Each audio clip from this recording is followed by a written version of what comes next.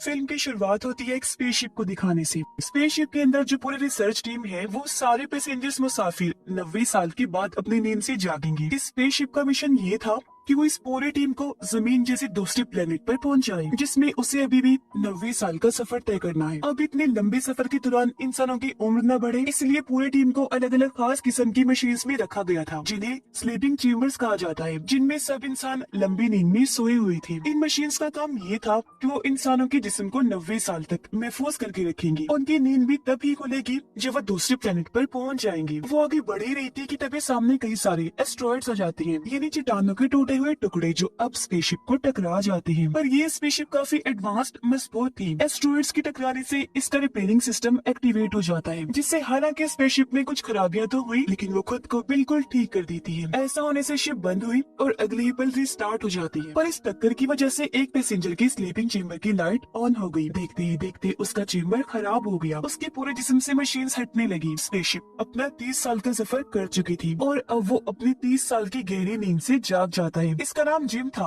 वो उठकर आगे बढ़ा। अब पहले पहले तो उसे काफी चक्कर आ रही थी, लेकिन कुछ ही देर में वो बिल्कुल नॉर्मल हो जाता है। अब जिम उस हॉल में जाता है जहाँ सफर खत्म करने के बाद सारे पैसेंजर्स ने जमा होना था, क्योंकि यहाँ इनकी तब मीटिंग होने वाली थी। मगर जाहिर है उसने देखा कि इस हॉल में कोई भी नहीं है। वो पूरे स्पेसशिप में बाकी सभी पैसेंजर्स को ढूंढने लगा, लेकिन उसे अपने अलावा वहाँ कोई भी नहीं मिला। वो कंट्रोल रूम में मदद मांगने के लिए जाने लगा, पर उसका दरवाजा लॉक था, क्योंकि इसे कंट्रोल रूम के मेंबर की आईडी से ही खोला जा सकता था, या फिर टीम के हेड की। इसलिए अब जिम सिस्टम से ही अपनी लोकेशन की डिटेल्स निकलवाता है, ताकि वो पता कर सके कि इस वक्त स्पेसशिप कहाँ है। जहाँ उसे पता चल गया कि वो अपनी मंजिल यानी उस प्लेनेट से 90 साल दूर है, यानी कि वो 90 साल पहले ही जाकर अपने स्लीपिंग चेम्बर से एक्टिवेट हो गया है। वो काफी मायूस हो गया, वहाँ से जाने लगता है। मगर तभी उसकी नजर सामने गई। उसे लगा कि वहाँ कोई इंसान है, तो जिम उस तरफ ही जाने लगा, जहाँ उसे पता चला कि वो इंसान नहीं बल्कि इंसानी शक्ल वाला रोबोट है। अब जिम को वहाँ एक औजार मिला, जिसकी मदद से वो अपने स्लीपिंग चेम्बर को ठीक करने की कोशिश करता है, मगर इस चीज में वो नाकाम ही रहता है। इसके बाद जिम कंट्रोल रूम में भी जाने की कोशिश करता है, औजारों से उसके दरवाजे को काटने की कोशिश करता है, मगर वो इतना मजबूत दरवाजा था कि इसे कुछ भी करना नामुमकिन था। आगे बढ़कर जिम ने देखा कि अब स्पेसशिप के बाकी फंक्शंस में भी खराबी आ रही है, मगर वो इन चीजों को नजरअंदाज करके रोबोट के पास जाकर बैठ गया। उसे कहने लगा कि मुझे ऐसा लगता है जैसे मैं हमेशा के लिए इस स्पेसशिप में फंस गया हूँ, कोई मेरी मदद को नहीं आएगा, मैं अकेला ही मर जाऊंगा इधर। ये सुनकर रोबोट कहता है कि इंसानों की यही खामियां हैं, उन्हें हमेशा वो चाहिए जो उन्हें पसंद हो और जो उनके पास ना हो, और उस चीज के साथ खुश रहना चाहिए जो आपके पास है। उसकी ये बातें कहीं न कहीं जिम पर असर कर जाती है, इसलिए स्पेसशिप में जो था वो उनसे फायदा उठाने लगा, खुशी खुशी आगे अपनी जिंदगी जीने लगता है। स्पेसशिप में करने को खेलने को बहुत कुछ था, तब वो सब करके ही जिम अपना वक्त गुजारता है। तभी उसका पैर फिसल गया, वो नीचे गिर जाता है। अचानक उसकी नजर एक स्लीपिंग चेम्बर पर गई, जिसके अंदर एक लड़की लेटी हुई थी। इसका नाम अरोरा होता है। अब जब ये लोग जमीन पर थे तो वहाँ जिम अरोरा को पसंद करता था, इसलिए अब वो वीडियो में उसका इंटरव्यू देख देख कर ही अपना वक्त गुजारा करता था। अब उसके दिमाग में ये आता है कि मैं अरोरा को भी नींद से टाइम से पहले ही जगा देता हूँ। अब वो जानता था कि ये करना गलत है, मगर आखिर में वो इस फैसले पर पहुंचा कि मैं अरोरा को नींद से जगाऊंगा। अब क्योंकि उसके बाल और शेव काफी बढ़ गई थी, तो वो अपने बाल कटिंग करने लगता है, जिसके बाद अपना औजारों वाला बॉक्स लेकर अरोरा के चेम्बर के पास आ जाता है। वो एक औजार से उसके चेम्बर के सिस्टम को करंट दे देता है। ऐसा करने से चेम्बर खराब हुआ खुल जाता है, मगर इससे पहले उसकी आंखें खुलती, वो अपने पास जिम को देखती, वो अपना औजारों वाला बॉक्स लेकर भाग जाता है। सभी औजार किसी जगह पर छुपा देता है, ताकि अरोरा को ये बात पता ना चल सके कि उसके साथ ऐसा मैंने किया है। जिसके बाद अरोरा अपनी नींद से जाकर आगे बढ़ी, और अब जब दोनों का आमना सामना हुआ तो अरोरा उससे पूछती है कि टीम के बाकी लोग कहाँ पर हैं? कोई नजर नहीं आ रहा। इस पर जिम उसे बता देता है कि तुम्हारा और मेरा स्लीपिंग चेम्बर खराब हुआ है। साथ ही वो घबरा भी रही थी, इसलिए वहाँ जाकर देखती है जहाँ सबके चेम्बर्स रखे हुए थे। वो देख लेती है कि जिम सही कह रहा था।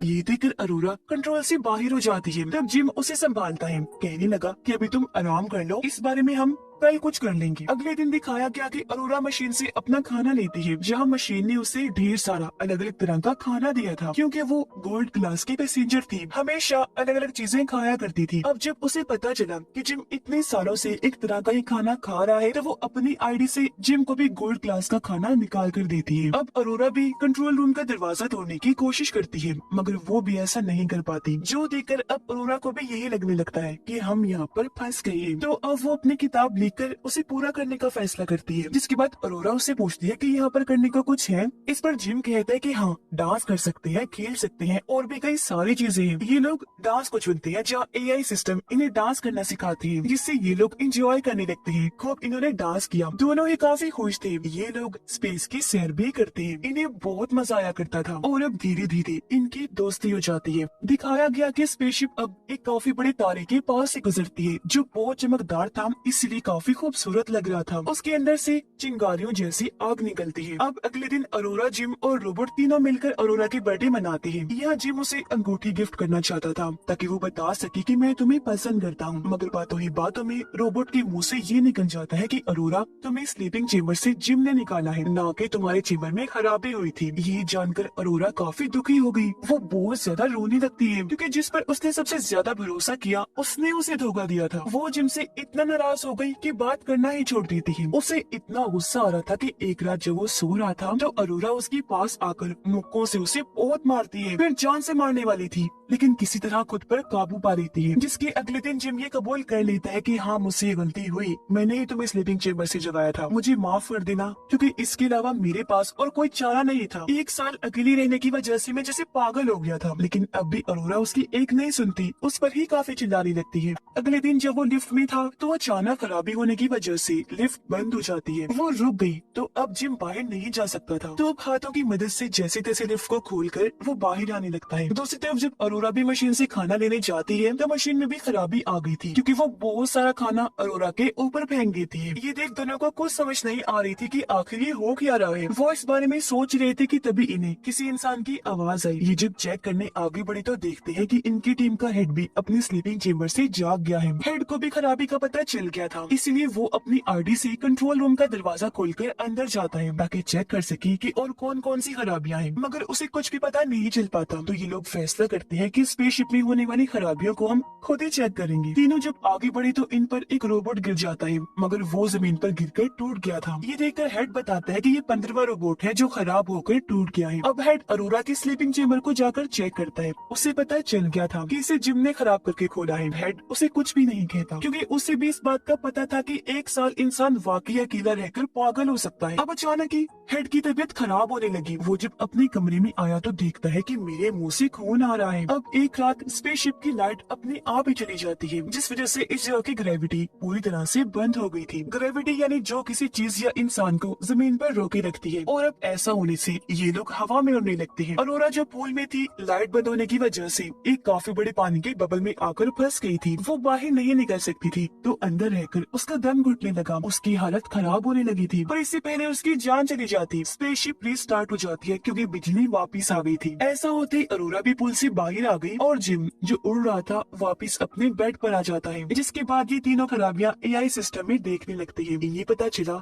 कि शिप में तो बहुत सारे मसले हैं। अब ये लोग पावर सप्लाई वाले एरिया में आए थे जहाँ बिजली की पूरी स्टोरेज थी, पर यहाँ आकर हेड बेहोश हो जाता है। अब उसके जिस्म को जब पूरा स्कैन किया गया तो पता चला कि हेड को तो 612 बीमारियां हैं, जिस वजह से धीरे धीरे उसकी टिश्यूज खत्म हो रही है, यानी कुछ ही टाइम में वो मर जाएगा। अपने बारे में ये सब जानकर हेड बहुत ज्यादा दुखी हो गया। वो इन दोनों को अपने पास बिठाकर कहता है कि मेरी बात सुनो, मेरी बात, एक दूसरे का ख्याल रखना और प्यार से रहना। वो इन्हें अपनी आईडी भी दे देता है ताकि ये यहाँ पर रुककर कुछ भी कर सके, और बस इसी के साथ उस बेचारी की मौत हो जाती है। उसकी लाश को वही छोड़कर अरोरा और जिम शिप की खराबियों को ठीक करने के लिए आगे बढ़े, मगर तभी अचानक एक ऐसी खराबी आई कि ये दोनों और आसपास की हर चीज हवा में उड़ जाती है। रोबोट में भी ऐसी गड़बड़ी आ गई कि वो खुद को ही नुकसान पहुंचा रहा था, जो देखकर अरोरा जल्दी से उसके पास थी उसकी सिस्टम को ही बंद कर देती है। जिसके बाद वो दोनों एक बार फिर आगे बढ़ के स्पेसशिप के सारे हिस्सों को बदलने लगते हैं। ऐसे करने के बाद वो पावर सप्लाई रूम के बाहर आई। इन्होंने जैसे दरवाजा खोला तो अंदर एक काफी बड़ा सुराख था, जिसकी तरफ अब ये दोनों खींचने लगते हैं, मगर ये खुद को कंट्रोल करके उस सुराख को बंद कर देती है। खुद को संभालने के बाद इन्होंने देखा कि शिप में उस जैसे और भी कई सारे सुराख हैं, और अब जब ये मेन पावर सप्लाई के सिस्टम के पास आई तो पता चला कि बिजली का पूरा सिस्टम खराब हो गया है। इसलिए वो जल्दी से सभी हिस्सों को बदलने लगते हैं, मगर खराबी की वजह से स्पेसशिप में हीट गर्मी इकट्ठा होने लगती है, जिसे बाहर निकालने के लिए इन्होंने लीवर खींचा, पर गेट खुलता ही नहीं। और अब अगर जल्दी हीट को बाहर ना निकाला गया तो यहाँ धमाका हो जाएगा। ये देखकर जिम अब खुद ही सूट पहनकर बाहर आया और उस तरफ जाने लगता है जहाँ से हीट को बाहर निकालना था। शिप के अंदर का टेम्परेचर काफी बढ़ गया था, हर चीज तेज गर्म हो जाती है। उस जगह पर आकर जिम बाहर से लीवर खींचता है जिससे वो दरवाजा खुल गया, मगर जैसे उसने लीवर छोड़ा दरवाजा फिर से बंद हो जाता है। ये देखकर जिम समझ गया कि अगर दरवाजे को खुला रखना है तो लीवर को पकड़े रखना होगा। लेकिन एक मसला था, जब हीट इस रास्ते से निकलेगी तो वो जिम को भी छूकर गुजरेगी, तो इस तरह उसकी जान भी जा सकती थी। लेकिन वो फिर भी रिस्क लेकर लीवर खींचता है जिससे दरवाजा खुल गया। ऐसा करने के बाद अरोरा को कहता है कि जल्दी से लीवर खींचो ताकि हीट बाहर निकल सके, मगर वो ऐसा करने से मना कर देती है क्योंकि वो नहीं चाहती थी कि जिम को कुछ भी हो। पर क्योंकि स्पेसशिप का टेम्परेचर धीरे धीरे बढ़ता जा रहा था, इसलिए ना चाहते हुए भी अरोरा को लीवर खींचना ही पड़ता है। ऐसा होने से सारी हीट जिम को छूते हुए बाहर निकलने लगती है। पर तभी जिम का पैर फिसल गया, वो नीचे की तरफ इतनी जोर से जाने लगा कि उसके जिस्म से जो सेफ्टी तार लगी थी वो टूट जाती है। अब शिप तो ठीक हो गई थी, लेकिन जिम अभी भी स्पेस में ही था। उसके सूट में छेद हो गया था और अब वो स्पेसशिप से दूर हो रहा था। अब उसे बचाने के लिए अरोरा भी सूट पहनकर बाहर आती है। हालांकि जिम उसे दिख तो गया, लेकिन वो इससे काफी दूर था, मगर फिर भी अरोरा उस तक पहुंचने की कोशिश करती है। दोनों ने एक दूसरे का हाथ भी पकड़ लिया था, लेकिन हाथ फिसलने की वजह से एक बार फिर अलग अलग हो गई। ये देखकर अरोरा रोने लगी क्योंकि उसे लग रहा था जैसे जिम जा चुका है। लेकिन तभी वो उस तार को देख लेती है जो जिम के साथ जुड़ी हुई थी। वो जल्दी से इस तार को पकड़ के उसे अपनी तरफ कर लेती है, जिसके बाद उसे स्पेसशिप में ले आई। अब जिम का सूट जल गया था। काफी देर तक स्पेस में रहने की वजह से उसकी हालत भी काफी खराब हो जाती है, जो देखकर अरोरा काफी डर गई। वो उसका सूट उतारकर उसे मेडिकल मशीन में डाल देती है। वो मशीन को हुक्म देती है कि अपने सारे फंक्शंस एक साथ ही जिम पर कर डालो। ऐसा होते ही मशीन एक साथ जिम का इलाज करने लगती है, मगर उसकी हालत में जरा भी बदलाव नहीं आता। मगर खुशकिस्मती से कुछ ही देर में जिम की आंखें खुल जाती है, जो देखकर अरोरा बहुत ज्यादा खुश हो जाती है। जिम की हालत बेहतर होते ही ये दोनों पूरे स्पेसशिप को ठीक कर देते हैं, जिसके बाद इज्जत के तौर पर हेड की लाश को कपड़े पहनाकर बैच लगाती है और उसे स्पेसशिप में छोड़ दिया जाता है। अब जिम को एक और स्लीपिंग चेंबर मिलता है जो बिल्कुल ठीक था। उसमें इन दोनों में से कोई एक जाकर सो सकता था, इसलिए वो अरोरा को कहता है कि तुम वापस जाकर लेट जाओ, फिर 90 साल के बाद ही जागना, जहाँ तुम्हारी आंखें खुलने पर तुम्हारे सामने वो दूसरा प्लेनेट होगा। मगर अरोरा उसे ऐसा करने से मना कर देती है कि नहीं, मैं तुम्हें अकेला छोड़ के नहीं जाऊंगी, हम साथ मिलकर रहेंगे, जो भी अंजाम होगा मैं उसके लिए तैयार हूँ। ये कुछ और साल यहाँ गुजारते हैं, जहाँ एक दिन जिम अरोरा को वो अंगूठी दे ही देता है, जो पहनकर वो बहुत ज्यादा खुश हो जाती है। और अब इसके बाद हम सीधा पूरे 90 साल के बाद का वक्त देखते हैं, जहाँ वो स्पेसशिप आखिरकार उस प्लेनेट तक पहुँच गई थी, यानी अपनी मंजिल तक। ऐसा होते ही सभी मेंबर्स नींद से जाग जाते हैं, पर जब ये स्पेसशिप से उतरने लगी तो इन्होंने देखा कि पूरे स्पेसशिप में पेड़ पौधे उगे हुए हैं, जो अरोरा और जिम ने उगाए थे। पर क्योंकि इतने साल गुजर गए थे तो उनकी मौत हो गई थी, मगर उन्होंने काफी सारे अच्छे कामों में से ये भी किया कि स्पेसशिप को ठीक कर दिया, तभी ये लोग अपनी मंजिल तक पहुँच पाए। और इसी के साथ ये कहानी इधर ही खत्म हो जाती है।